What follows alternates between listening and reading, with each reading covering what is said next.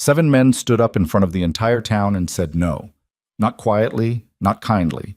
They said it with laughter. They said it with their chests out and their boots planted wide, and their voices carrying all the way to the back wall of the meeting hall, where the lantern light didn't quite reach. 7 men, one after another. And every single person in Redstone Hollow stood there and let it happen. Some of them cheering, some of them covering their mouths, none of them stopping it. Her name was Mara Whitlock, and she was 25 years old, and she had just inherited the most valuable piece of land in the Montana Territory, and none of that mattered one bit to the people in that room. Not until the doors flew open. Not until he walked in. If you've ever felt like the world looked at you and decided you weren't worth much, stay with me. This story is for you. Watch all the way to the end, because what happens next is the kind of thing that changes how you see everything. And if this is your first time here, hit that subscribe button and become part of our family. You will not want to miss what's coming. Drop a like and tell me in the comments what city or country you're watching from. I want to see exactly how far this story travels. Now, let's go back to the night everything changed. The trouble with Redstone Hollow was that it had always been a town that confused cruelty with honesty.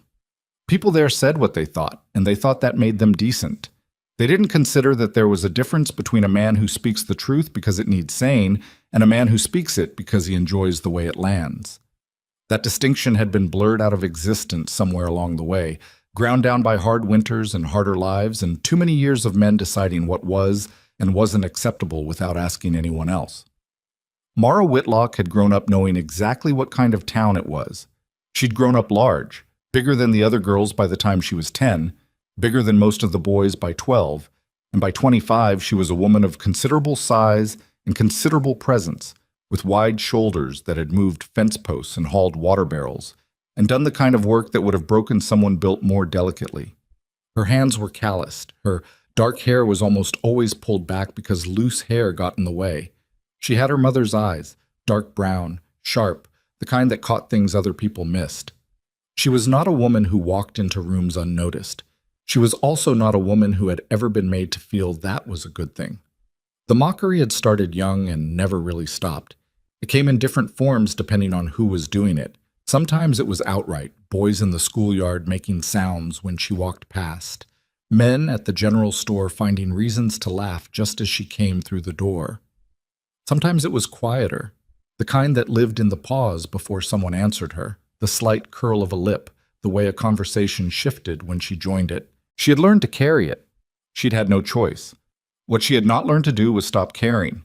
She told herself she had, some nights.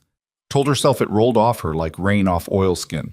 But caring had a way of finding the cracks regardless. Her mother, Ruth Whitlock, had understood that better than most. Ruth had been a different kind of woman. Small, where Mara was large, soft-spoken, where Mara tended toward directness, but with a quiet toughness underneath everything that Mara had always admired more than she'd ever said out loud. Ruth had homesteaded the valley property herself after Mara's father left. Not died, just left, one morning when Mara was 4 years old without a note. And she had worked that land with a stubbornness that bordered on spite. She'd made it productive. She'd made it hers. And then, 8 months ago, on a Tuesday in November when the first real snow of the season was just starting to collect on the window ledges, Ruth Whitlock had sat down in the kitchen chair and hadn't gotten back up. The doctor said her heart. Mara had sat beside her for 3 hours before she accepted it. The land had come to her in the will, formally and legally and without condition. 140 acres of Mountain Valley, a working ranch, water rights to 2 creek branches, and a document filed with the territory office that made Mara Whitlock the sole owner of all of it. She hadn't asked for it. She'd have given every acre back to have her mother sitting in that kitchen chair again. But what she was given was the land, and she kept it, because Ruth had worked too hard for it to be let go. The problem, though Mara hadn't known it was a problem yet, was what was underneath that land. She didn't know about the mineral surveys. She didn't know that 6 months before Ruth died, a surveying team hired quietly by the Territorial Bank had moved through the valley and found evidence of silver deposits significant enough to make a man's hand shake when he wrote the numbers down. She didn't know that Mayor Aldous Pruitt had seen those numbers, or that he'd shown them to Harlan Voss at the bank, and Clarence Holt, the deputy, and 4 other men who together controlled most of what happened in Redstone Hollow. She didn't know that by the time Ruth was in the ground, those 7 men had already decided that the land needed to be in different hands. She didn't know any of it. What she knew was that her mother was gone, that the ranch was hers, and that she was 25 and alone in a town that had never been particularly warm to her, and that something had to change. The courtship gathering had been Eleanor Marsh's idea, technically, or at least Eleanor had been the one to suggest it to Mara's face. Eleanor ran the dressmaker's shop and served on the Women's Auxiliary Committee, and had the particular brand of helpfulness that came packaged in genuine seeming concern. "You ought to come," she'd said, her hand resting on Mara's arm in the fabric shop. "It's a tradition, good families, good men.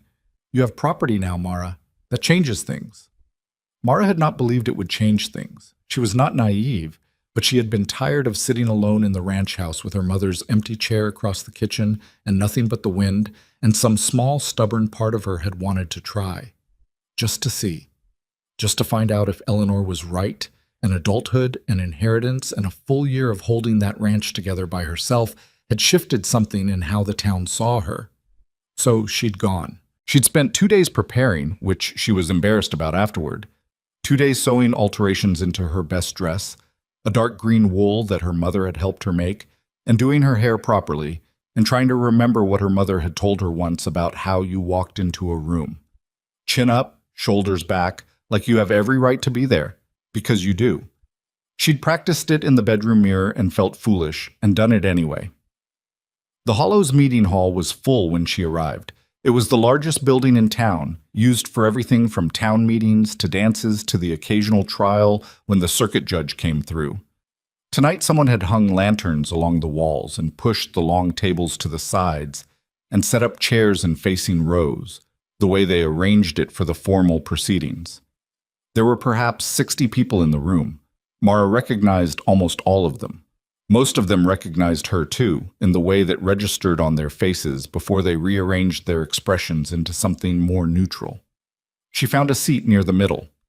The woman beside her, Dottie Crane, whose husband ran the farrier operation, gave her a tight smile and moved her skirt slightly closer to herself. Mara sat with her hands folded in her lap and her chin up and waited. The gathering ran in the established frontier tradition, a formalized introduction process, men on one side, women on the other, each man given the opportunity to express interest in meeting or courting a woman of his choosing. It was supposed to be dignified. It was supposed to be a reasonable way for people in an isolated territory to find companionship. In practice, it was a social exercise with all the same cruelties as any other social exercise, just formalized and given a name. Mayor Pruitt opened the proceedings with a short speech about community and tradition and the importance of strong families building the territory's future. He was a tall man, well-dressed by frontier standards, with gray at his temples that he'd always worn like an accessory. Mara had never liked him without being able to say precisely why. There was something in the way he talked about the town as though he owned it. The first hour went fine. Not fine for her specifically.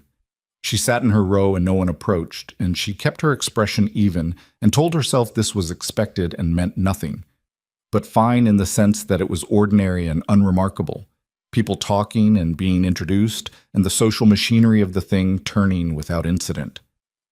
Then Mayor Pruitt called for what he termed the open declaration portion of the evening.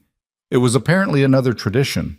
Men could make a formal public statement of their intentions regarding a specific woman, to give her the opportunity to accept or decline in front of witnesses. Mara had not been warned about this part. She didn't know if she should have known. Maybe it was something everyone was aware of, except her. The first man who stood was Franklin Greaves, who ran the lumber operation north of town and had 3 grown sons and a beard that hadn't been properly trimmed since at least the previous winter. He was 43 and had been widowed 2 years back, and Mara had never exchanged more than a dozen words with him in her life. He stood up and he looked at her, and she felt the shift in the room like a drop in temperature. "I'll speak plainly," Greaves said, not to her, to the room. "Mara Whitlock's got land, I'll grant her that, but a man wants more than acreage in a wife." He paused, and the pause was deliberate, and someone in the back laughed before he'd even finished. I'll decline. It took Mara a full 3 seconds to understand what had just happened. The second man was Jonas Birch, the youngest son of the general store family, 22 years old and already carrying his family's particular brand of self-importance like a tailored coat. He didn't even bother to frame it as a declaration. He just stood up and said, "I'd sooner take on a pack mule. At least the mule knows its limits." And he sat back down to scattered laughter that was louder this time because people had realized this was something they were allowed to enjoy. Mara sat very still. This was the thing she had trained herself to do over years of practice. Go still. Go somewhere interior. Don't give them the reaction they were angling for. She felt her face arrange itself into something she hoped read as calm. She was not calm. Underneath the stillness, her heartbeat had gone strange and rapid, and she was aware of her dress and her hair and every alteration she'd spent 2 days on with an acuteness that was almost physical pain. The third man. The fourth. The fifth. Each one worse than the last because each one understood that the crowd was enjoying it and adjusted accordingly. There was a performance developing in real time, 7 men taking turns at the same target, and the audience, 60 people she had known most of her life, were becoming participants rather than witnesses. She heard specific words. Sizable. Unfortunate. Waste of good land. She heard the laughter. She heard someone, she couldn't identify who, making a comment she didn't fully catch, but the shape of it was clear enough from the way the people around her responded. By the 6th man, she had stopped cataloging the specific words. It was a kind of self-protection. She was aware that her hands were very tight in her lap, and that she was looking at a fixed point on the opposite wall, and that she needed to stay exactly where she was, because leaving would give them a different kind of victory, and she would not do it. The 6th man sat down. The 7th was Mayor Pruitt himself. He stood slowly, with the air of a man performing reluctant duty, and he straightened his jacket, and he looked at her with an expression she recognized now for what it was. Satisfaction, very carefully covered, in something that looked like regret. "Miss Whitlock," he said, and his voice was the voice he used for official occasions, measured and carrying, the kind of voice designed to fill the room. "I think I speak for many here when I say that the Valley will always have a place for hard workers. But a man looking for a true partnership," he paused, "requires certain qualities that I'm afraid this particular evening has made plain you may lack." The silence after was absolute, and then it wasn't, and the sound of 60 people reacting at once to the most powerful man in town, saying what they'd all been thinking, filled the hall like water filling a low place, finding every crack. Mara was still sitting. She was still looking at the far wall. She was not, she thought, going to be able to remain in this room much longer. There was a limit to what the body could hold without showing it, and she was nearly at hers. She had stood up, intending to leave finally, without ceremony because there was nothing else to do. When the doors opened, she almost didn't look.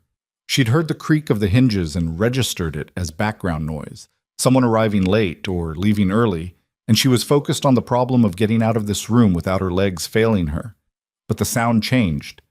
The ambient noise of 60 people talking all dropped away at once, the way a flock of birds goes silent when a hawk passes over. And the quality of the silence was different from the one that had followed Pruitt's words. That silence had been full, satisfied. This one was something else. She looked.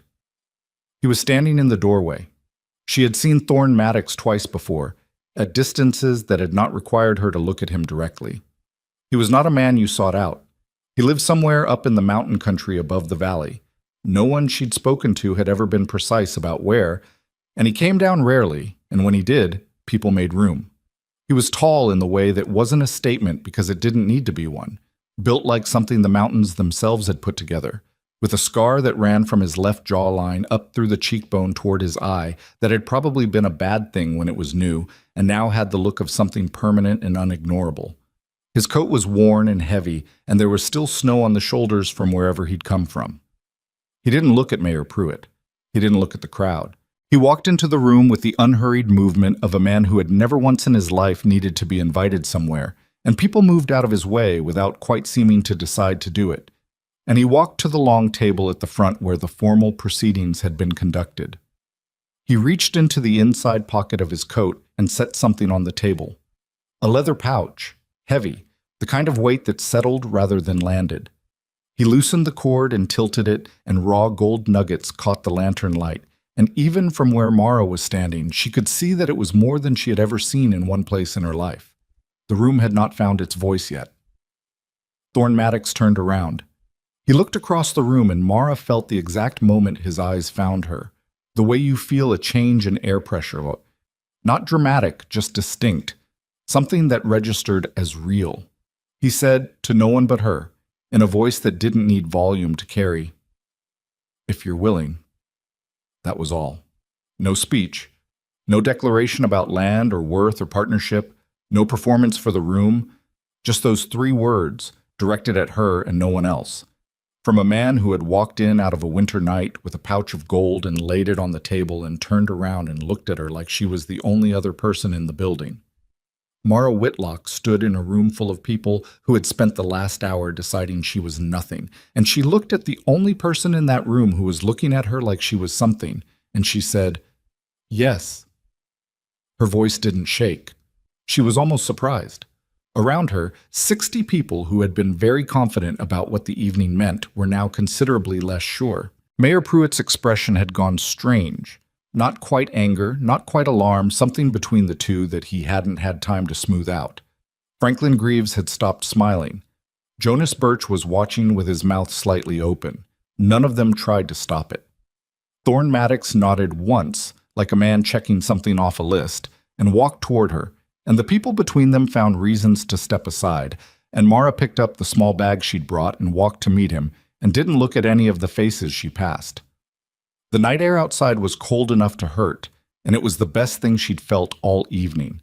She walked beside this stranger, this frightening, scarred, silent stranger who had done the most inexplicable thing she'd witnessed in 25 years of frontier life.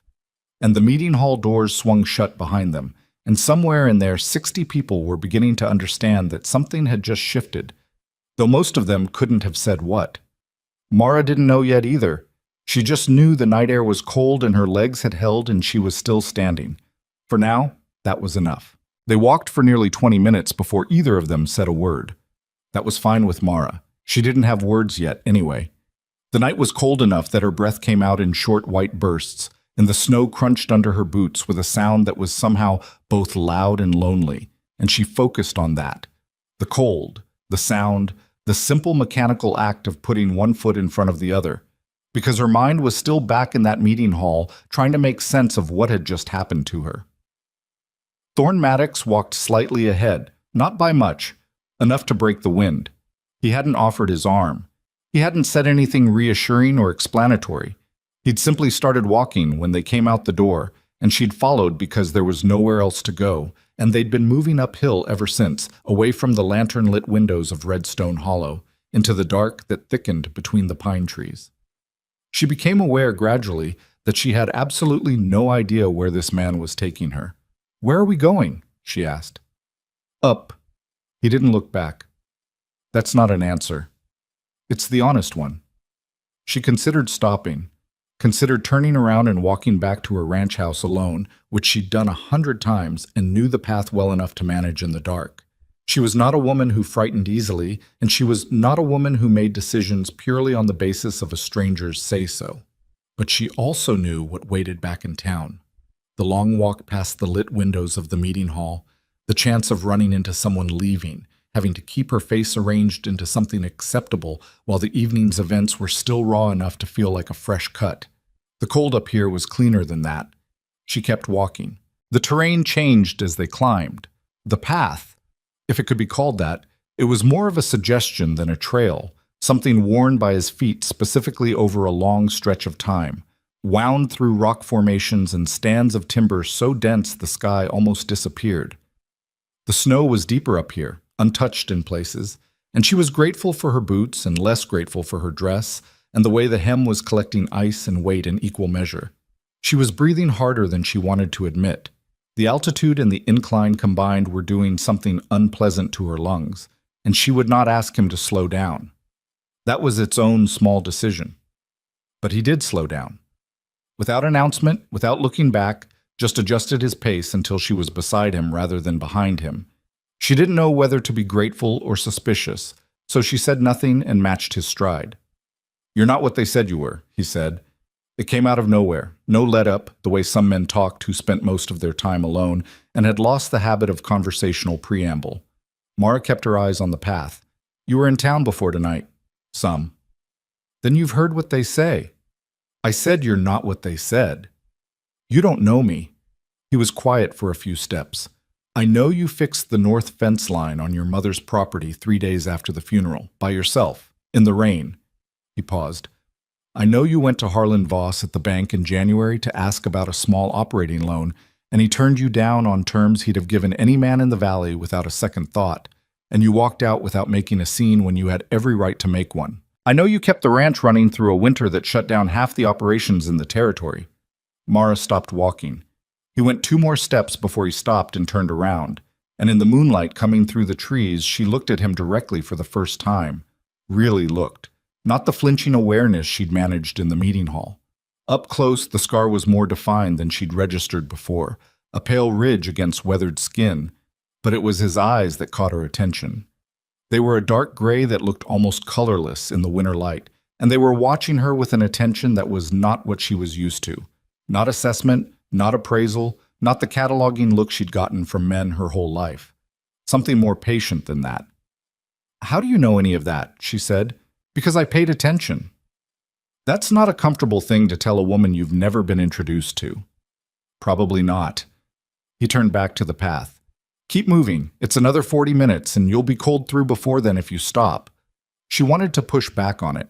Something in her wanted to establish that she did not simply move because a man said to move, that the evening had put her through enough, and she was going to decide what she did next. But the cold was genuinely getting into her shoulders, and her feet were starting to lose sensation at the toes, and the 40 minutes was more manageable information than she'd had 5 minutes ago. She walked. His fortress, she didn't know what else to call it, emerged from the mountain in a way that made her understand for the first time why no one she'd asked had ever been able to say exactly where Thorne Maddox lived.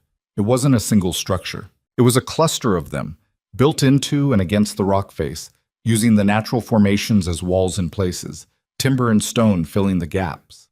There was a main cabin, larger than she expected, with one window showing light that meant he'd left a fire burning before coming down.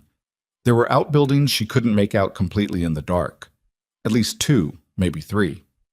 Everything was set back from the open hillside, sheltered, positioned with a deliberateness that said whoever built this had thought hard about sight lines and weather both. He pushed the cabin door open and she went in ahead of him without being asked, because the warmth was immediate and her body moved toward it on instinct. The inside was not what she'd expected either, though she wasn't certain what she'd expected exactly. It was organized in a way she recognized from her mother's ranch. Functional organization, everything with a purpose and a place, but not cold or institutional. There were books on a long shelf along one wall, more than she'd seen in any private home in the territory. There was a work table covered in papers and tools that she couldn't categorize at first glance. The fire in the stone hearth was low, and he built it up while she stood and tried to stop shivering without making it obvious that she was shivering. "Sit," he said, nodding at a chair near the hearth. "Do you ever use more words than necessary?" "Sometimes." He straightened up from the fire. "But you look like you're about to fall over, and I'd rather you didn't do it standing up." She sat. Her legs were more grateful than she was ready to admit. He went to the work table and came back with a mug of something he'd heated on the fire's edge. Coffee, bitter and real and extremely welcome. She wrapped her hands around it and let the heat work through her palms and tried to organize her thinking, because the evening had blown her thinking into pieces, and she needed it collected before she could make any decisions. "You said you know me," she said finally. "What you describe knowing is what I've done. That's not the same thing." He pulled a second chair to the fire and sat, and for a moment she thought he wasn't going to answer. Then, "I watched you walk into that hall tonight. You knew it was going to be bad. You walked in anyway." That was stubborn, not brave. Those things aren't always different. She looked at him over the rim of the mug. "Why did you do what you did tonight? The actual reason, not something that sounds good." The fire popped. He leaned forward with his elbows on his knees and looked at the hearth for a moment, and she got the impression of a man who didn't often have to explain himself because he didn't often speak to people who pressed him. "Because I could," he said, "and because I'd watched that valley pick at you for the better part of a year, and tonight they did it formally, in front of witnesses, and every man in that room let it happen, and half of them cheered. And I had the means to stop it, and I stopped it." He paused. "That's the actual reason." "That's still not complete," she said. "Men with means don't usually spend it on women they feel sorry for." Something moved across his expression that wasn't quite irritation and wasn't quite amusement. "I don't feel sorry for you, Mara." It was the first time he'd used her name. It landed differently than she expected. Not presumptuous, just matter of fact. The way you'd say the name of someone you'd been aware of for a long time and had simply never addressed directly. "Then what?" she said. He looked at her then, directly, and didn't look away. "I respect what you've built, and I wanted to make sure those men knew it wasn't theirs to take." The fire was the only sound for a moment. Then Mara said, "What do you mean, theirs to take?" The expression on his face shifted into something flatter and more careful, and that shift told her more than the words that followed. He stood and went to the work table and came back with a leather folder, the kind used for important documents, worn at the corners from handling. He set it on the small table between their chairs and didn't open it immediately. "How much do you know about your mother's land?" he asked. 140 acres, 2 creek rights, good grazing land, solid timber, good elevation for... What's underneath it? She stopped. He opened the folder. The documents inside were a mix of things. Survey notes in handwriting she didn't recognize, correspondence on paper that bore the Territorial Bank's letterhead, and a formal mineralogical assessment that she had to read 3 times before she was confident she understood what it said. Her hands were steadier than they had any right to be while she read. She was aware of Thorne sitting across from her, not watching her read, looking at the fire, giving her the space to process it without an audience. The silver deposits under the northern quarter of her valley were, according to the survey conducted 6 months before her mother's death, among the most significant finds in the Montana Territory in the last decade. The document used words like conservative estimate and still produced numbers that made her ears ring slightly. There was a letter, draft only, but clearly originating from Harlan Voss's office, discussing the most efficient legal mechanisms for transferring property ownership when the current owner was unwilling or unable to transact. There was a second letter, this one bearing Pruitt's signature, that referenced a meeting of 7 men and the necessity of resolving the Whitlock situation before spring. Mara set the last document down very carefully on the table. "Where did you get these?" she said. "The bank office has a window that faces the alley. Voss leaves it unlocked in summer and forgets to relock it come fall." He paused. "I'm not proud of it." "How long have you had them?" 6 weeks. 6 weeks. She said it flat, without inflection, while she decided what she felt about it. "And you came to that meeting tonight knowing all of this?" "Yes." "You could have come to me directly, 6 weeks ago." "I could have." He was quiet for a moment. "I thought about it. But a woman who's just lost her mother and is running a ranch alone in winter, I wasn't sure what use I'd be showing up at her door with evidence that the most powerful men in town want her land badly enough to organize against her, not without a plan. And tonight was the plan. Part of it."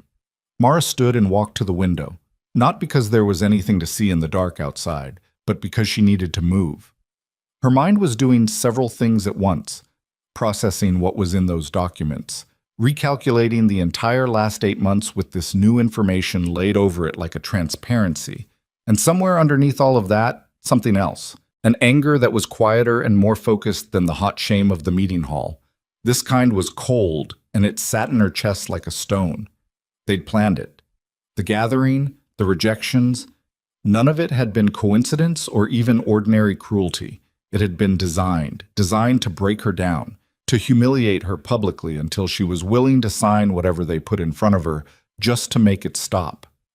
To take her mother's land, the land Ruth had worked with her hands for 15 years, and divide the mineral wealth underneath it among 7 men who had contributed nothing to it and wanted it purely because it could make them rich. "The ranch," she said. She turned around. "They won't wait." "No." His voice was even. I don't think they will. If tonight didn't work, it didn't work. They know that. Then they moved to something else, something less. She searched for the word. Subtle. Armed men, he said, probably before sunrise. There are two I've been watching. Brothers, the Dre brothers. They've done work for Pruitt before. Rough work. They'll go to the ranch tonight under cover of riding past, make it look like a dispute went bad, and by morning there will be papers filed with a cooperative judge, and the deed will have changed hands before anyone outside can ask questions. Mara heard this, all of it. She let it settle. Then she said, I need to go back. Thorne looked at her. Back. To the ranch, tonight. Mara, don't. The word came out harder than she planned, but she didn't soften it. That is my mother's land. My mother built it. 15 years of her life are in that ground. I am not going to sit in a mountain cabin while men with guns tear it apart and call it legal. She picked up her bag from where she'd set it by the door. I need to go back and I need to get inside before they get there. And there is evidence on that property. The original deed and mineral rights filed separately in a strongbox inside the house. That cannot fall into their hands, or the documents you have mean nothing. He was quiet for a long moment. The fire crackled. Outside, the wind had picked up. I know a faster route down, he said. Good. It's steep, and you'll need to trust my lead on some of it. I'll manage. He stood. Something in his face had settled into a different register, not the careful distance of before, something more direct. Resolved. I sent a message 2 days ago, he said. Federal lawmen. The kind that don't answer to Pruitt or the Territorial Bank. Mara stopped. You sent it before tonight. I wasn't sure how the evening would go, but I knew it was coming to a point either way. He picked up his coat. They won't be here until tomorrow at the earliest. Maybe the day after. So whatever happens tonight, we need you alive and that deed in your hands when they arrive. She looked at him for a moment. This man who had walked into a room full of people who despised him to lay gold on a table for a woman he'd never spoken to, who had spent 6 weeks planning something she hadn't known she needed, who had sent for help before she'd even known help was required. Why? She said again. All of this. The real reason. Thorne pulled his coat on. Because the right thing needed doing, and I was the one who could do it. He looked at her, and in the firelight the scar on his jaw was a dark line against skin creased from years of weather and hard living, and he looked like exactly what he was. A difficult, complicated, solitary man who had made a decision and was standing behind it. And because I'd have been ashamed of myself if I hadn't. Mara Whitlock had spent the evening being shown, repeatedly and publicly, every version of what men thought she was worth. This was something else entirely. She didn't have a word for it yet that felt accurate. She wasn't sure she needed one. Let's go, she said.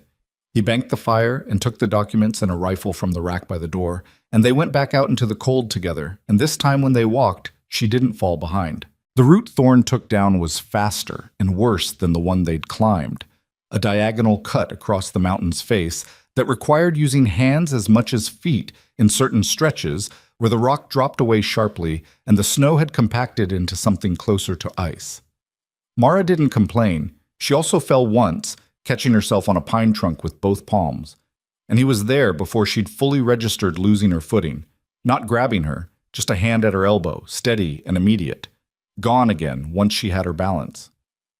Neither of them mentioned it. They came off the mountain through the tree line on the eastern side of the valley, which put them a quarter mile from the ranch's back boundary. The meeting hall in town would have let out by now. People would be walking home, talking over what they'd witnessed, processing it with all the collective speed of a community that had not expected the evening to go the way it had. Pruitt would be somewhere doing the same, but his processing would look different. Not confusion, recalculation. Thorne had said before sunrise, and Mara kept that in her head like a fixed point while they moved through the snow-covered pasture behind her fences. The passage you mentioned, Thorne said, his voice low. They'd been walking without speaking for the last 10 minutes. You know exactly where it opens. My mother showed it to me when I was 9. Mara kept her eyes on the dark shape of the house 200 yards ahead. She found it when she was pulling up the root cellar floor to put down new boards. There's a tunnel. She said it was probably old, maybe from the original homesteaders who had trouble with raids in the early years. It runs from the cellar wall to a drainage outlet on the northwest corner, behind the old smoke shed. How long since you've been through it? 12 years? He absorbed this. Could be collapsed in places. Could be. She didn't slow down. Could also not be. He accepted that without argument, which she was becoming to understand was one of his qualities. He pushed back when he thought something was wrong, and when he didn't push back, he meant it as genuine acceptance rather than reluctant silence. They reached the fence line, and she went through the gate without touching the latch wrong. She knew the particular angle it required, the way you knew the quirks of something you'd operated 10,000 times, and they were on her property now. Her land, her mother's land. The thought had a weight to it that wasn't grief exactly, more like resolve with grief underneath. I'll go in through the front, Thorne said. Make noise. If they've got men watching already, I want them watching me and thinking about me and not about the northwest corner. And if they start shooting at you before I'm inside, then you'll hear it and move faster. He said it simply, not bravado, just logistics. That's not a good plan for you. I've been shot at before. He looked at her, and in the cold dark she couldn't read his expression completely, but the set of his jaw was certain. Get the deed and the mineral rights. Both documents. Get back out the way you came and get distance between you and the house. If anything happens inside, you don't come back for me. You keep moving east toward the Miller property and you stay there until the federal men arrive. Thorne, I mean it, Mara. She wanted to argue with it. The instruction had a shape she didn't like, the shape of a plan that assumed one of them was disposable, and she had strong opinions about that. But the sound of horses, distant, coming from the direction of the South Road, reached them both at the same moment, and the argument evaporated. Go, he said. She went. The smoke shed was exactly where her memory put it, which was a relief she didn't have time to fully feel. It was set back from the main house, unused since her mother had switched to the newer smokehouse 3 years ago, and it leaned very slightly to the left in a way it always had. Mara got around it to the northwest corner and crouched in the shadow and looked for the drainage outlet her mother had shown her. The snow had drifted against the shed's base. She pushed it aside with her hands. The cold went through her gloves immediately and found the edge of the outlet cover, a flat stone her mother had repositioned over the opening years ago when she'd realized what it was. The stone had sunk and frozen at the edges, and Mara had to work her fingers underneath it and pull with her full weight before it shifted. It made a sound she didn't love, scraping stone, too loud against the silence. And she went still and listened. From the front of the property, voices. Men's voices, more than 2. Thorns among them, she thought, carrying above the others with the particular quality of a voice, belonging to someone who has no interest in being conciliatory. She went into the tunnel. It was smaller than her memory had made it. That was the fundamental problem with childhood memories of physical spaces. Everything scaled to what you were at the time, and she was significantly larger now than she'd been at 9. She had to go on her hands and knees almost immediately, and in places flatten further, moving by feel and by the particular blind instinct of someone who is not permitted the option of stopping. The tunnel smelled of earth and root and cold in a way that was almost more texture than smell. The darkness was absolute. She moved by feel and memory and the internal logic of underground spaces, which slant slightly based on drainage, and counted what she estimated to be her paces. And when she thought she'd gone far enough, she put her hands up and found the underside of the root cellar's floor above her. The hatch her mother had built over the tunnel opening, another flat stone, this one set in a fitted frame, moved more easily than the outside cover. She came up into the root cellar in a crouch, stood, and listened. Above her, footsteps on the porch. One set, heavy. The front door hadn't opened yet. She went up the cellar stairs. The kitchen was dark, and she moved through it the way she could have moved through it blindfolded, past the table and the 2 chairs. Her mother's chair was still there. She didn't let herself look at it. Through the doorway into the main room. The strongbox was in the bedroom, in the wardrobe, behind the winter blankets her mother had folded and stored last September. But the deed and the mineral rights document, the originals, the ones filed with the territory office that would hold legal weight, those were somewhere else. She'd known this was coming. Some part of her had known when she'd read Thorne's documents, and her mind had gone immediately to what her mother told her once about the stove. If anything ever mattered enough to hide, put it where no one who doesn't love this house would think to look. Her mother had meant it as general wisdom. Mara was banking on it being specific. The cast iron stove in the main room was enormous, one of the largest she'd ever seen in a private home, brought in at absurd expense by the original homesteaders, and essentially immovable from that point forward, so large and heavy that no one had tried to shift it in living memory. It squatted against the north wall on a stone platform her mother had built around it. Behind the platform, where the stove's back met the wall, there was a gap of perhaps 8 inches. Mara had helped her mother clean back there exactly once, and had never wanted to repeat the experience. She went to the stove and put her hands against its side. It was warm from the fire that had burned down to embers earlier in the evening, and pushed. Nothing. She repositioned, got her shoulder into it, and shoved with the kind of force she'd developed over years of moving things that resisted being moved. The stove groaned against the stone platform, a deep metallic complaint, and shifted. Not much. 2 inches, maybe 3. Enough. She got her arm into the gap behind it and felt along the wall with her fingers, dust and grit and cold stone, until her hand found the small wooden box wedged into a hollow that her mother had apparently carved into the wall specifically for this purpose and never mentioned to anyone but Mara. Inside the box, 2 folded documents. She didn't unfold them to verify. There wasn't time, and she trusted her mother. She tucked them inside her dress against her body, where the warmth of her skin would keep them dry. The front door opened. She went flat against the wall in the dark and stopped breathing. There were at least 3 of them. She could hear it in the footsteps. Different weights, different cadences. The slight variation that told you this was more than one man trying to walk softly. They had a lantern, the light of it coming under the door from the main room. She heard drawers being opened, furniture shifted. The particular casual violence of a search being conducted by people who don't plan to be held responsible for the mess. "She's not here." A voice she half recognized. One of the Dre brothers, probably, though she'd only heard either of them speak occasionally in town and couldn't place which one. "Maddox had her up the mountain." Second voice, older. "Pruitt said bring the papers regardless. Deed's here somewhere." He also said, "I know what he said." Silence. Then the second voice, quieter. "Check the bedroom." Footsteps moving toward the bedroom. Mara pressed against the wall and calculated angles. The kitchen door was to her left. The outside door off the kitchen, the one she and her mother used more than the front, was 15 feet beyond that. If she moved now, while they were in the bedroom, she might make it. She moved. She was in the kitchen when the cellar stairs creaked under the weight of someone coming up from below. A 4th man, coming up behind her. She did not have time for the full thought. She grabbed the first thing her hand found on the kitchen counter, a heavy ceramic water pitcher, the kind her mother had used every morning, thick-walled and solid, and swung it as the man came through the cellar door, and it caught him across the side of the head with a sound that was terrible and immediate and put him down.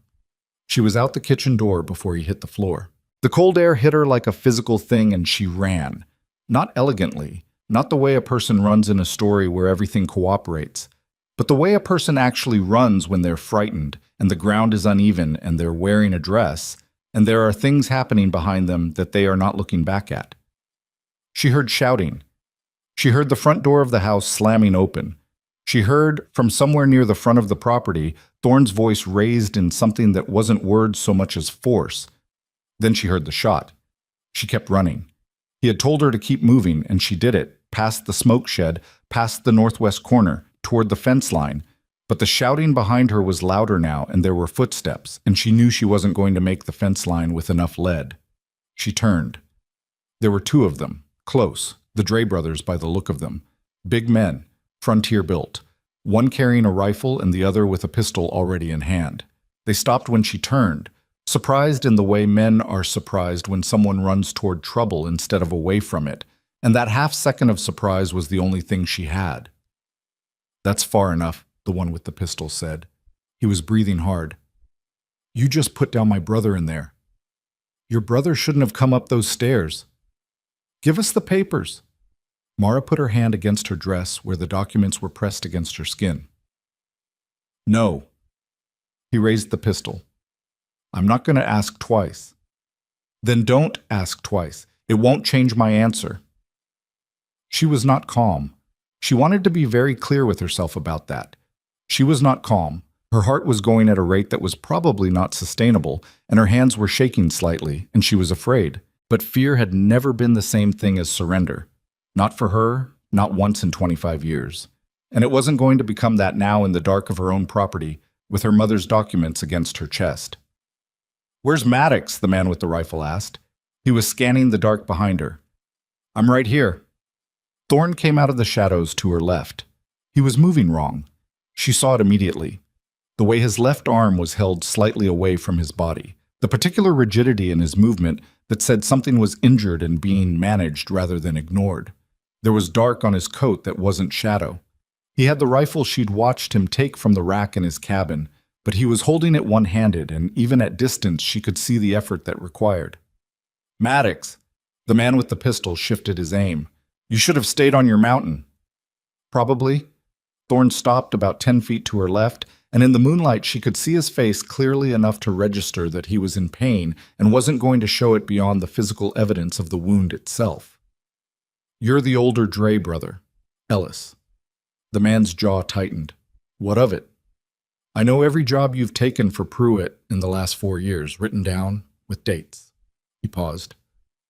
So does a federal marshal who will be in this valley within the next 36 hours. You're bluffing. Think it through, Thorne said. His voice was steady in a way that cost him something. She could hear the effort of it. Pruitt sent you here tonight because he's panicking.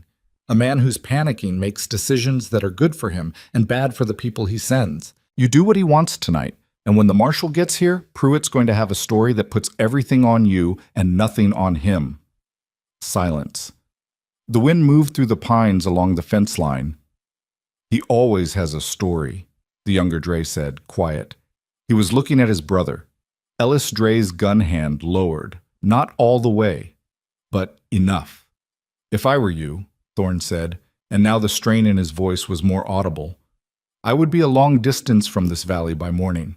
I would not be standing on this woman's property in the dark with evidence of a conspiracy to murder her in her own home.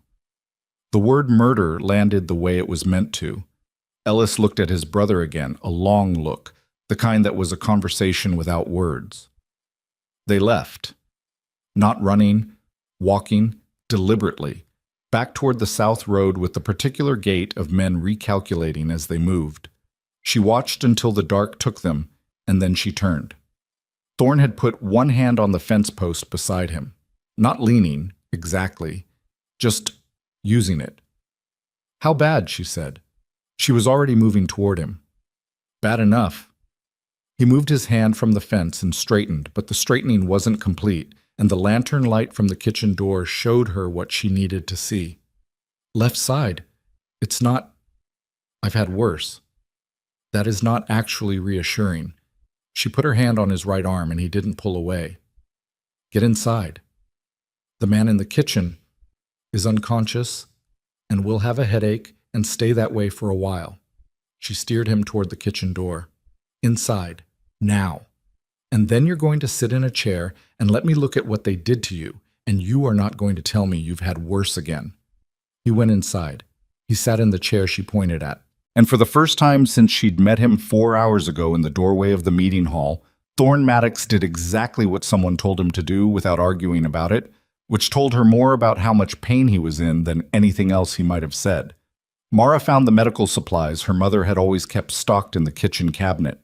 Ruth Whitlock had believed in preparedness with a conviction bordering on religion, and she set water to heat and she worked, and the documents were still safe against her chest, and outside the window the Montana night was very dark and very cold and the property was still hers. That was enough. For tonight, that had to be enough. She worked by lamplight and didn't let her hands shake. That was the decision she made somewhere in the first 30 seconds of looking at what the bullet had done to Thorne's left side. that her hands were going to be steady, that she was going to treat this the way her mother had taught her to treat anything that required precision under pressure, which was to narrow your attention down to the immediate task and not let the surrounding circumstances bleed in. The surrounding circumstances were considerable.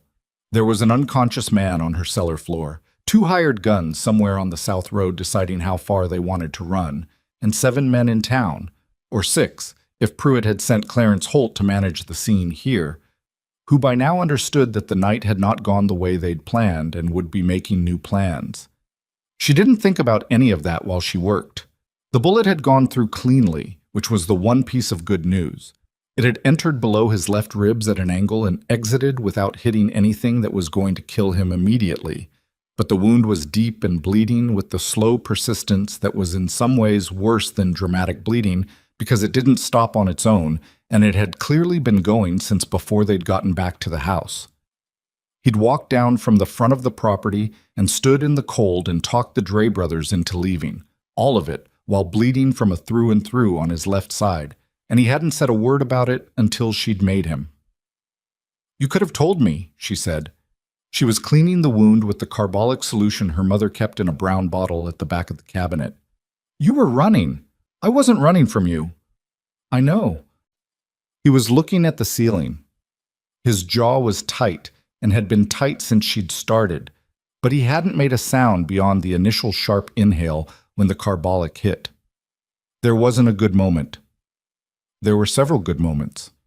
"I didn't want you to stop moving on my account." She pressed a folded cloth to the wound and held it and looked at him. "You are an extremely frustrating person." "So I've been told." The corner of his mouth moved. Not a smile exactly. The suggestion of one, which was about as much as she'd seen from him in their hours of acquaintance. She bound the wound with strips of cloth from the supply her mother had kept rolled and ready, wrapped tight enough to mean something, but not so tight it restricted his breathing more than the injury already would, and then she made him drink the coffee she'd reheated, and she sat down across from him and tried to think. The man from the cellar, she'd checked on him twice, and he was breathing steadily and hadn't moved, which suggested she'd hit him harder than she'd meant to with the pitcher, which she was not going to feel guilty about at present, was a problem that resolved itself. Either he came around eventually and left, or he didn't come around before the federal men arrived, and either way there wasn't much she could do about it tonight. The larger problem was Pruitt. He would know by now that the ranch hadn't been secured. The Dre brothers' departure would have been reported or simply noted by their absence, and a man as careful as Pruitt, and he was careful, she understood that now in a way she hadn't before reading those documents, would not sit and wait to find out what happened next. He would act. The question was how. "If he comes himself," she said, thinking out loud. "He's desperate." Thorne set down the mug. He was sitting straighter than he had been when they'd first come in, which she chose to read as a good sign. "He'll bring Holt. Holt's got legal authority such as it is, and Pruitt always puts himself behind the badge when there's something that might go wrong." "Clarence Holt has been deputy for 11 years, Mara said. "He's done exactly what Pruitt wanted for 11 years. He also has a wife and 3 daughters, and he's not—" She searched for the word. He's not the kind of man who signed up to be part of a murder. People surprise you. Sometimes." She turned it over. "But he won't want this to get worse than it is. If he's there, he's a constraint on Pruitt, not a weapon." Thorne was quiet for a moment. "The banker. Voss. What about him?" "He's the one who ordered the mineral survey. He's the one who wrote the letter about transfer mechanisms. If we can get Voss in front of a federal marshal with those documents in hand, Pruitt's story falls apart. Voss isn't a hard man. He's a greedy one. There's a difference." "Then we need to still be here when the marshal arrives." Mara stood and went to the window and looked out at the dark. "Which means we need to hold this property through whatever Pruitt decides to do before morning." Outside, nothing moved yet. The snow was a pale gray under the night sky, and the pasture was still, and the fence line was a dark seam at its edge. But morning was coming. She could feel it the way you feel a tide before you see it, and between now and then was a stretch of time that she didn't trust. She had been standing at the window for perhaps 4 minutes when she saw the lights. 3 lanterns coming along the south road at a pace that wasn't hurried and wasn't casual. Deliberate. The pace of people who have decided on something. "They're coming," she said. Thorne was on his feet before she finished the sentence. She heard the effort it cost him, a sharp intake of breath he controlled immediately. And she turned and looked at him with an expression that said several things without requiring words. "I'm fine," he said. "You're not fine." "I'm functional." "Those are not the same, Mara." His voice was even. "How many?" She turned back to the window. 3 lights? Could be more than 3 people. Pruitt doesn't go anywhere without making it look official. She watched the lights. He'll want to do this inside, on paper. He'll have documents of his own, forged ones, but document for document they'd hold up long enough in a cooperative court. Then we don't let him make it a paper transaction. She understood what he meant. We make it a confrontation. We make it visible, he said. Pruitt's power lives in back rooms and quiet arrangements, in the open, in front of witnesses, with evidence in hand. That's where it dies. There aren't any witnesses. It's the middle of the night. The Hendersons are a quarter-mile east. Sound travels in cold air. He moved to the rifle he'd set against the wall, checked it with the efficiency of someone who'd done that specific action 10,000 times. So does light. Mara looked around the kitchen. At her mother's house, solid and plain and real around her. At the cast-iron pan hanging on its hook, the water bucket, the 3-legged stool her mother had used when she canned in summer. At the chair where Ruth Whitlock had sat every morning of Mara's childhood with her coffee and her particular settled silence. She picked up the cast-iron pan. It was a ridiculous thing to walk into a confrontation with. She knew that. It was also extremely heavy, and she knew how to use it, and she was fresh out of other options. And there was something about holding it that was grounding in a way that was hard to articulate. It was her mother's. It was real. It was hers. They went to the front of the house. Pruitt knocked. Actually knocked, which was almost funny. This precise, formal knock on the door of a house his men had broken into an hour ago. The performance of legitimacy maintained past all reasonable application. Mara opened the door. He was not alone. Clarence Holt was to his left in his deputy's coat, and Harlan Voss was slightly behind both of them with a lantern and the expression of a man who had come along because he'd been told to and was finding the experience less comfortable than anticipated. Behind them, 2 more men she recognized as occasional workers from Pruitt's various operations. Hired muscle, the frontier equivalent, big and patient, and not particularly interested in anything beyond being paid. Pruitt looked at her. Something moved across his face when he saw that she was standing, that the house was lit and warm, and she was holding a cast-iron pan with the specific posture of a woman who has recently been through quite a lot and is not interested in further difficulty. He recovered quickly. He usually did. "Miss Whitlock, I'm glad to see you're safe. There have been reports of a disturbance here tonight. Deputy Holt and I came to assess the situation." "Come to check whether your men finished the job," Mara said. "I don't know what you mean." "Yes, you do." She stepped back from the door, but not in a way that invited him in a way that gave him a view of the room, which included Thorne standing near the table with a rifle and a wound that was visible in the way wounds through coats are visible. "You sent the Dre brothers. One of them is in my cellar. The other 2 left." "I sent no such—" "I have your letters, Aldous." The first name landed the way she intended. His jaw tightened slightly. "Both of them. The one you signed and the one Harlan wrote on bank stationery about how to transfer property when the owner is unwilling." She looked past Pruitt at Voss, who had gone the color of old ash. "I also have the mineral survey your bank commissioned 6 months before my mother died." Silence. The cold moved through the open doorway. "Those documents," Pruitt said, and his voice had changed, the civil coding going thin, "are private bank correspondence, and you have no right. I have every right. This is my property. Those documents describe a conspiracy to steal it." She stepped forward, not back. "A federal marshal is coming. He'll be here by tomorrow evening, and he will have every document I just described, plus a full written account of tonight, plus whatever your men feel like saying when they're offered the choice between truthfulness and prison." Clarence Holt had not said anything. He was standing to Pruitt's left, and he was looking at Mara with an expression she couldn't fully decode. Not hostile, not friendly, something more complicated. His hands were at his sides and not on anything. "Holt," Pruitt said, without looking at him. "This is a legal matter. Do your duty." Holt didn't move. "Clarence," Pruitt's voice sharpened. "I said, I heard you." Holt's voice was quieter than Pruitt's and considerably more tired. He looked like a man who'd been tired for a long time and had just reached the point where the tiredness outweighed everything else. He looked at Mara. "Are you hurt, Miss Whitlock?" "No." "Maddox?" "I've had worse," Thorne said from behind her, which she had specifically told him not to say again, but she let it go. Holt nodded slowly. He looked at Pruitt for a long moment. Not a friendly look, not an unfriendly one, just very level and very direct. "I'm not doing this, Aldous. You work for this town. I work for the law." He said it without heat, which somehow made it land harder than anger would have. "And what you're describing is not the law."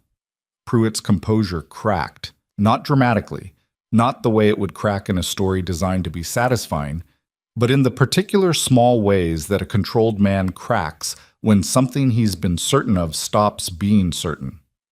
His eyes went to Voss, who looked away. His hands, which had been still at his sides, moved slightly. He reassembled himself quickly, but the reassembly was visible now in a way it hadn't been before. "You're making a significant mistake," he said to Mara. "I made a significant mistake agreeing to attend your gathering tonight," she said. "This isn't a mistake.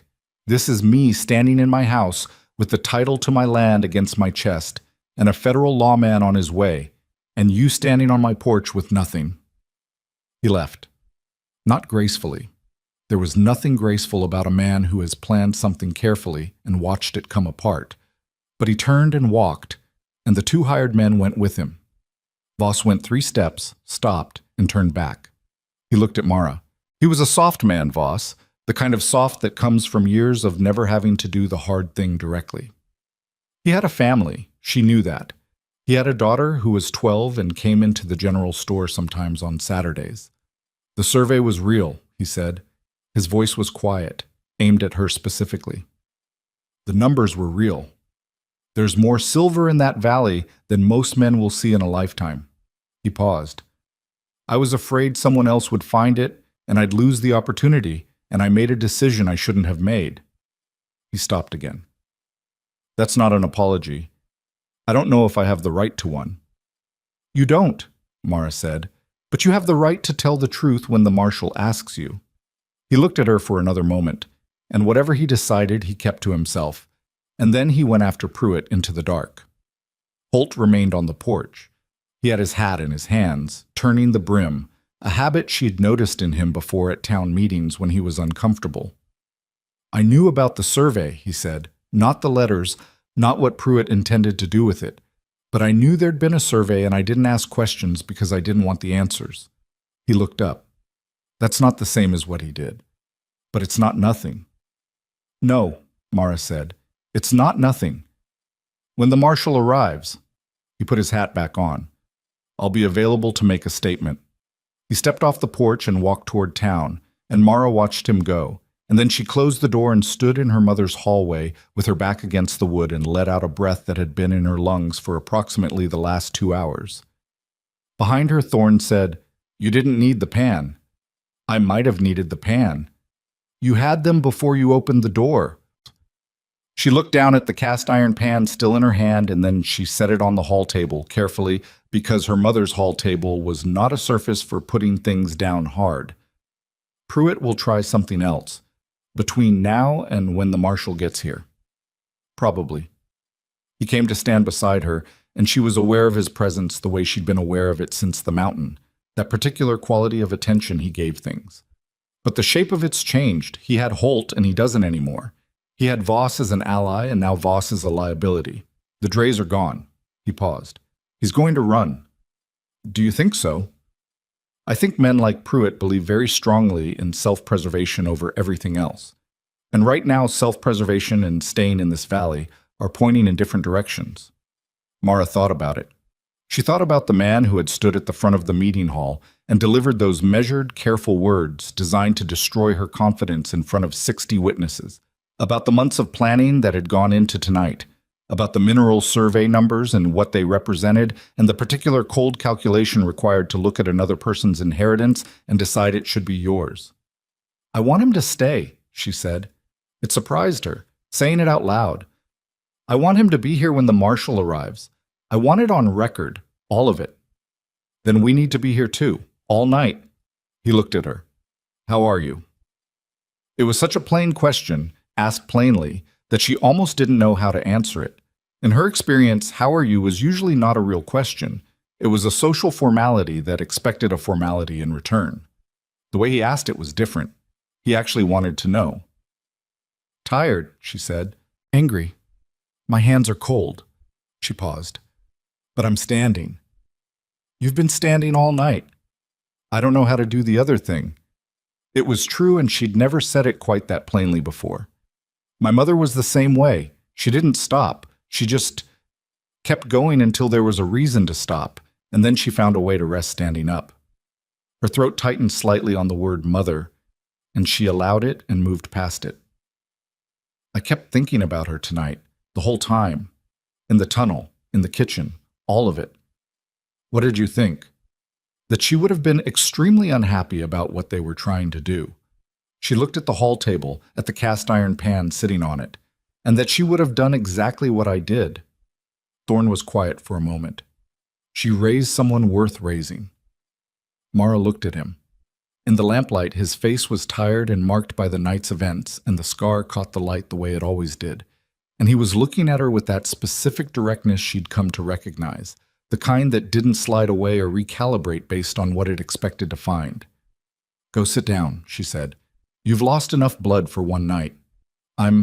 If you say you're fine, I will use the pan." He sat down. She rebuilt the fire and made more coffee and checked the cellar again. The man was still down, breathing, not a danger for now. And she settled into the chair across from Thorne, and they kept watch through the long hours before dawn, not talking much, not needing to. While outside the Montana night held the valley in cold silence, and the property that was hers remained hers. Pruitt didn't run. That was the first surprise of the morning. Mara had half expected to find, when dawn finally came gray and thin through the kitchen window, that the mayor of Redstone Hollow had saddled a horse in the night and made himself scarce before anyone with federal authority could ask him difficult questions. It was what Thorne had predicted, and Thorne had a reasonably accurate read on people. But Pruitt was also a man who had spent 20 years building something in that valley. His reputation, his influence, the particular architecture of power that let him move through Redstone Hollow like he owned it, because in every meaningful way he did.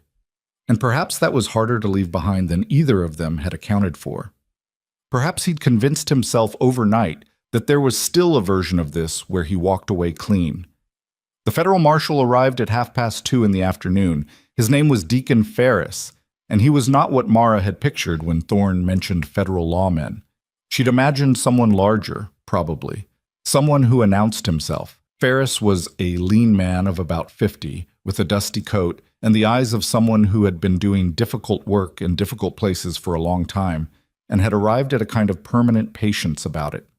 He came with 2 deputies, younger men who stayed quiet and watchful, and he came with the letter Thorne had sent him, which he'd read twice on the ride and had questions about.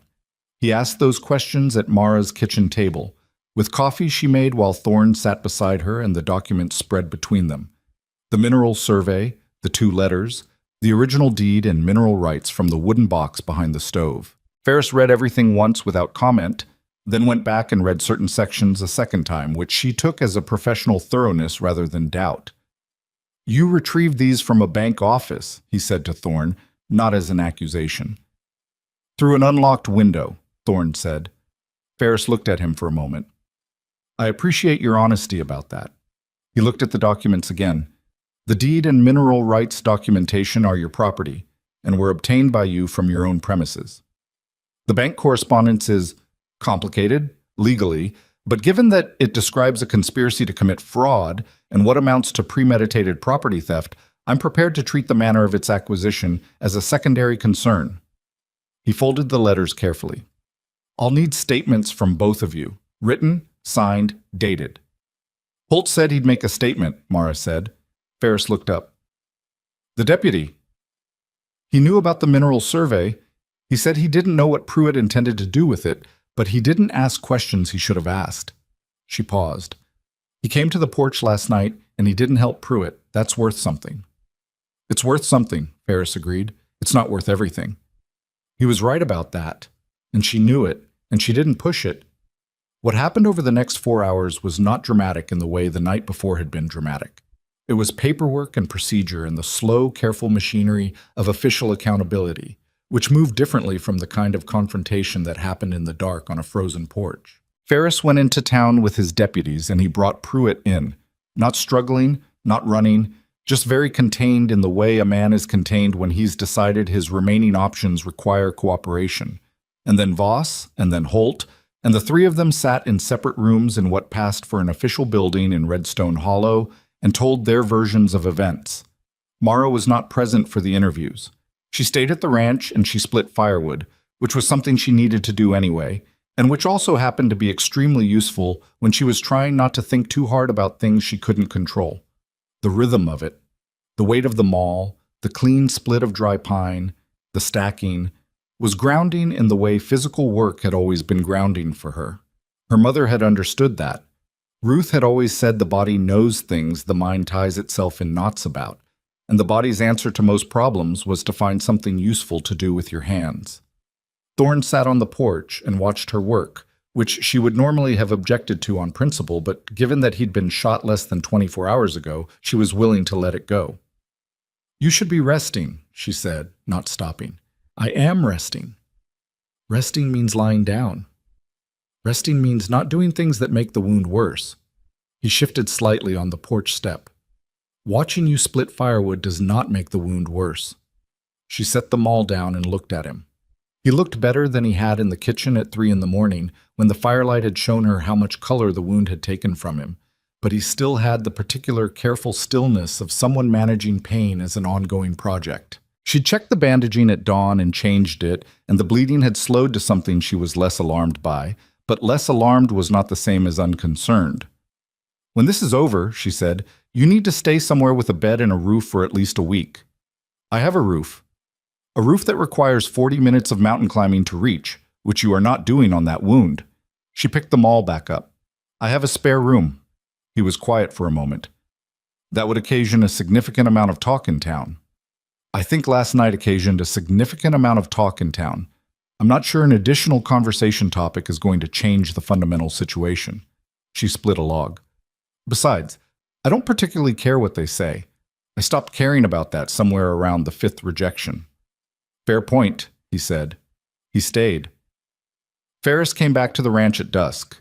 He sat across from Mara again and told her what she needed to know, plainly, without softening it unnecessarily. Pruitt was being taken to the territorial seat for formal charges, conspiracy to commit fraud, conspiracy to commit property theft, and given what had happened at the ranch the previous night, charges relating to the hiring of men to commit violence. Voss had cooperated fully, which Ferris said with the mild expression of a man who was not surprised that the softer member of a conspiracy broke first.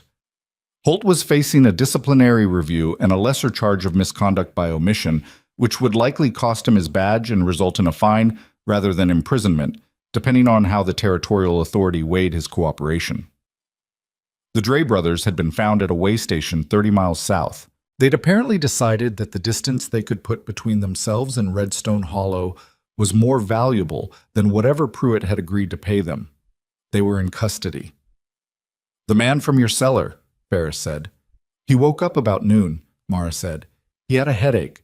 He told my associate, she gestured toward Thorne, everything he knew about who sent him and when and for what purpose, and then he asked if he could leave. We let him leave. Ferris looked at Thorne. Your associate. Among other things, Thorne said. Ferris had the expression of a man choosing not to pursue a line of inquiry. The mineral rights are yours, uncontested. The land deed is yours. I'll file documentation with the territory office that should make any future challenge on either count very short work for a halfway competent lawyer. He stood and put his hat on. You held on to your property and you preserved the evidence, and you're both alive. In my experience, that's about the best outcome a night like last night can produce. What about the town? Mara said. Pruitt's been running it for 20 years. Holt is the law. Voss is the bank. The town will need to build new structures, Ferris said simply. That's not an easy thing, but it's not an impossible one either. He looked at her with that long, patient look of his. Tends to go better when there's someone around who knows how things should have been run in the first place. He left. His deputies followed. The sound of horses faded down the south road, and then the valley was quiet in the particular way it was quiet at dusk in winter, the cold coming down from the mountains like a slow tide. Mara stood on the porch where Thorne had sat all afternoon and looked at her valley. 140 acres. 2 creek branches, black against the snow in the fading light. The fence lines her mother had built and she had repaired. The pasture where the cattle would be back in spring. The smoke shed leaning slightly to the left. The outline of the mountains against a sky going dark blue at its upper edge and orange at the horizon, the colors not mixing so much as existing side by side. Somewhere under all of it, silver. She tried to feel what she thought she should feel. Triumph, maybe, or relief, or the clean satisfaction of a thing resolved. What she actually felt was more complicated and less tidy than any of those. She felt tired, genuinely and deeply tired, in the way that only sets in after the emergency is over and the body realizes what it's been running on. She felt something about her mother that didn't have a name, a kind of aching gratitude mixed with the fresh edge of loss. Ruth had built this, had hidden the deed behind the stove without ever saying why, had known at some level that the land would need defending even if she hadn't known specifically from what. She felt the cold through her coat. She felt, underneath all of it, something she wasn't entirely ready to examine yet, but that had been building since a man had walked into a meeting hall and placed gold on a table and looked at her like she was the only other person in the room. Thorne came to stand beside her. He moved carefully, still, the wound insisting on its presence, but he stood straight. They looked at the valley together.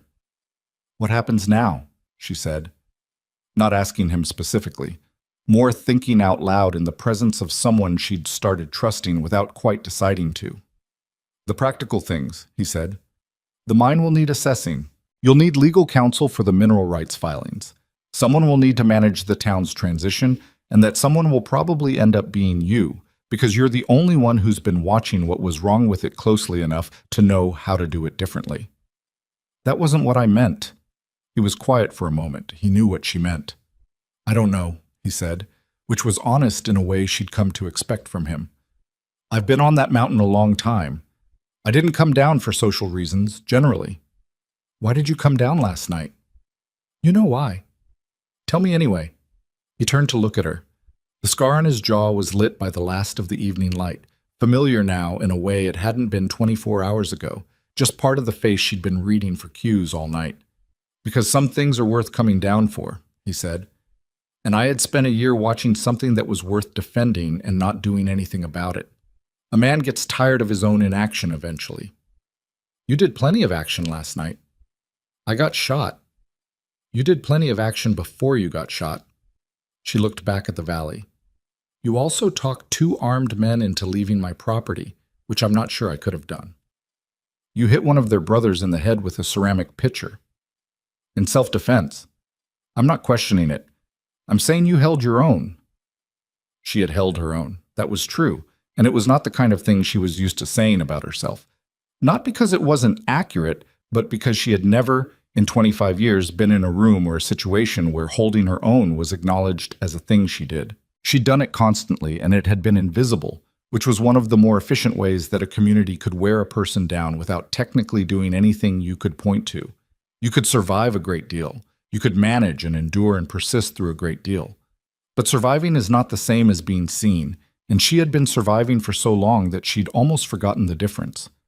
"I've been thinking about what Ferris said," she told Thorne, "about the town needing to build new structures. And I don't want to be the mayor. I want to be very clear about that.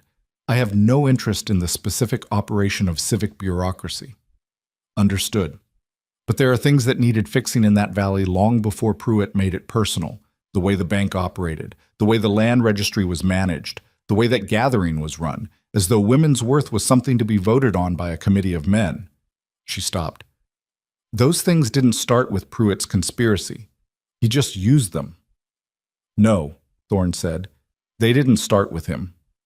Someone has to say that plainly. When all of this comes out, and it will come out, the whole town will know by tomorrow morning.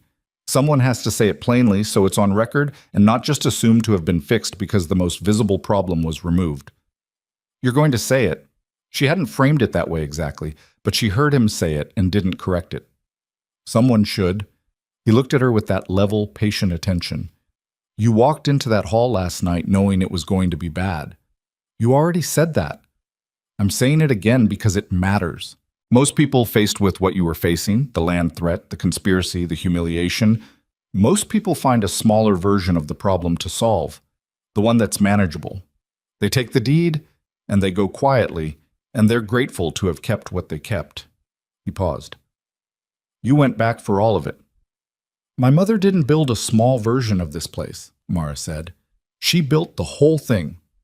The valley had gone fully dark. The stars were coming out in the high, clear cold the way they did in Montana in winter, lavish and indifferent, and the snow on the mountains caught their light and threw it back dimly. Somewhere down by the creek, something moved through the brush, an animal, going about the private business of winter survival. The ordinary sounds of a working valley at night. Here was what Mara Whitlock understood, standing on her porch at the end of the longest day of her life. That the people who had laughed in that hall had not been laughing at something that was wrong with her. They had been laughing at something that was wrong with them, a collective habit of determining worth by appearance, by size, by the opinion of the man standing next to you, by anything except the actual evidence of what a person had built and endured and refused to surrender. That habit had served a very small number of people extremely well for a very long time, and it had cost everyone else something they might not have been able to name but had been paying for regardless. She had grown up believing, in spite of herself and her better judgment, that the problem was her. That if she were different, smaller, prettier, easier to look at, more palatable by some standard she'd never been shown but was always being measured against, the town would have seen her differently. That the cruelty was a response to something she'd caused. That understanding, she now recognized, was the most damaging thing they had ever done to her. More damaging than a single night's humiliation, more corrosive than the rejections themselves. The years of quietly accepting the premise that she was the problem. She was not the problem. She had never been the problem. She thought about the girl who had moved fence posts at 12 and hauled water and done the arithmetic at the kitchen table because her mother needed the books to balance, and she was the one who could make them balance. She thought about the woman who had kept a ranch running through a Montana winter alone at 25, who had gone into a tunnel she hadn't been in for 12 years on the chance it was still passable, who had stood in the dark with 2 armed men in front of her and said no to the question they were asking with their guns. She thought about Ruth Whitlock's chair, about the wooden box in the wall behind the stove and what it meant that her mother had put it there. She had been seen, eventually, by her mother, always. By a difficult, solitary man who watched from a mountain and paid attention to things other people didn't notice. By a federal marshal who dealt in evidence rather than appearances. Sometimes that was how it worked. The people worth being seen by took longer to find. The ones who offered easy recognition were usually offering a lesser version of the thing. Recognition contingent on conditions, on conformity, on staying small enough to be manageable. Ruth had warned her about that distinction. She'd been too young to hear it properly then. She heard it now. The year that followed was not simple. That deserves saying because stories have a tendency to collapse time when things go well, to suggest that the resolution of a single dramatic crisis constitutes the resolution of everything. And that was not how the Valley of Redstone Hollow experienced its year of change. The silver mine required legal negotiation that stretched across 4 months and required Mara to learn more about territorial mining law than she'd ever anticipated needing to know. The town went through 2 failed attempts at organized civic leadership before settling on a council structure that distributed authority in a way that was genuinely new to the community and required considerable adjustment. There were people who resented Mara's role in exposing what Pruitt had done, because his fall had disrupted comfortable arrangements, and there were always people whose comfort depended on things staying as they were. There were better things, too. Families who had been quietly struggling under the bank's punitive lending terms found those terms renegotiated under a new bank manager who had been brought in from outside the territory and owed nothing to the old arrangements. Honest miners came up from the south when word got out about the silver deposits, men who filed properly and paid fair rates and added to the valley's economy without taking from it. A schoolteacher arrived in April, a woman, younger than Mara, with opinions about curriculum that the old committee would never have tolerated, and that the new one embraced with more enthusiasm than Mara had honestly expected. The gathering tradition that had served as the vehicle for her humiliation was quietly discontinued, and no one who had attended that night argued for its revival. Holt lost his badge, as Ferris had predicted.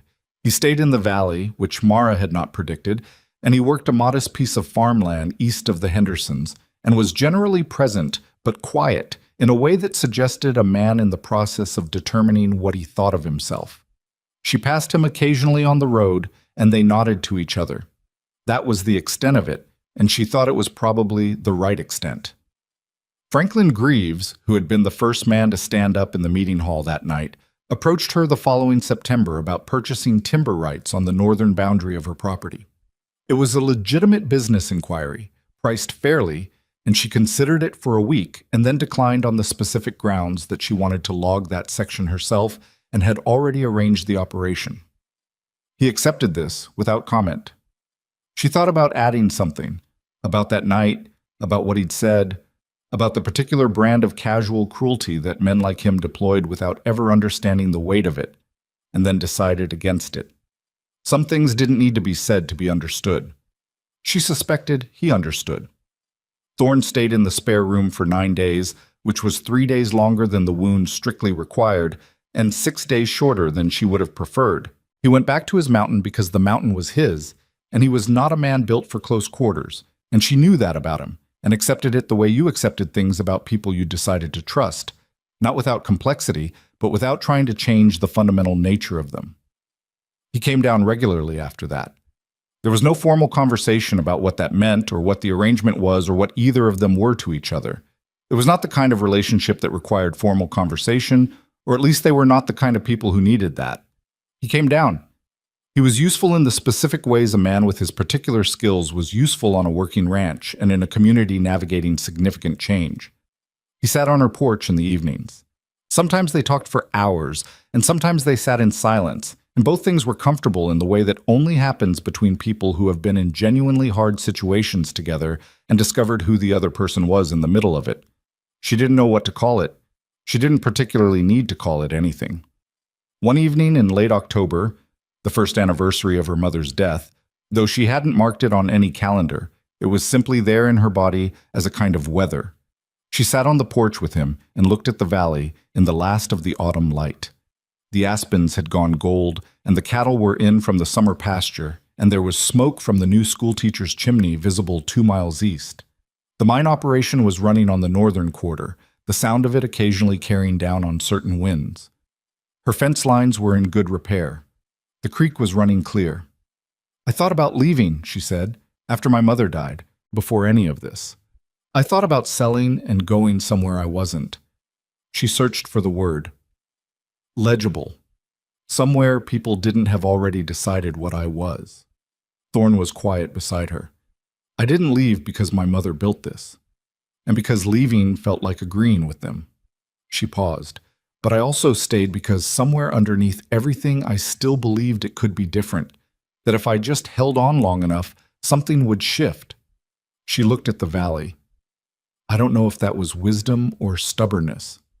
"You said that before," Thorne said, "in the mountains, first night, that those things aren't always different." You remembered. "I remember most things you say."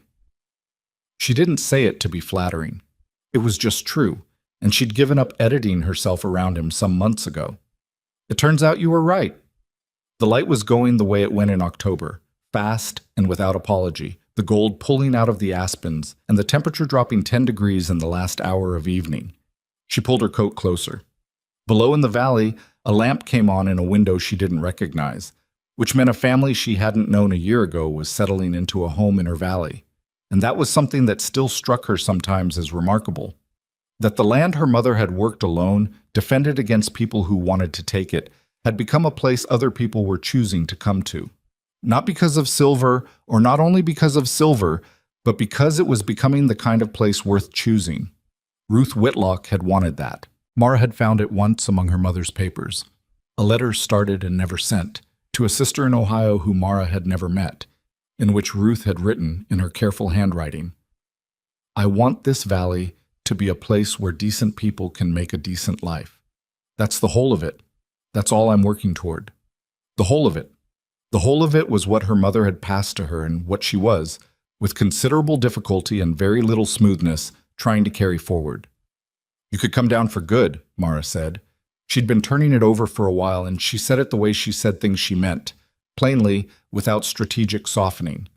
"I'm not suggesting you change who you are. I'm suggesting the mountain will still be there if you need it, and there might be things worth being closer to." Thorne looked at her for a long moment. The scar, the gray eyes, the face of a man who had spent too long alone and was still in the process of remembering that didn't have to be permanent. "You're suggesting it," he said. "I just said I was suggesting it. You're usually more careful." "I'm tired of being careful about things I've already decided," she said. He looked at the valley again. She let him look. She'd learned that about him. He needed the full space of a decision, didn't respond well to pressure, would always eventually say the true thing if you didn't rush him toward an easier answer. "I'll come down," he said, "for good, or near enough." It was not a declaration, it was not a proposal, or a proclamation, or any of the formalized things such moments sometimes got dressed up as in stories designed to be satisfying. It was two people who had survived a hard thing together, sitting on a porch in the October cold, agreeing to keep being near each other. That was the whole of it, and the whole of it, Mara had come to understand, was usually enough. The woman 7 men had publicly rejected stood at the edge of winter in her valley, with her fence lines intact and her deed in order, and her mother's cast iron pan on the hall table and a good man beside her, and she was not triumphant exactly. She was not softened by it either. She was simply, precisely, exactly what she had always been, large and strong and stubborn and smart and uninterested in the opinion of people who hadn't done the work of knowing her, standing on land that was hers and looking at a future that was hers, and belonging, at long last, to a place that had finally learned to deserve her.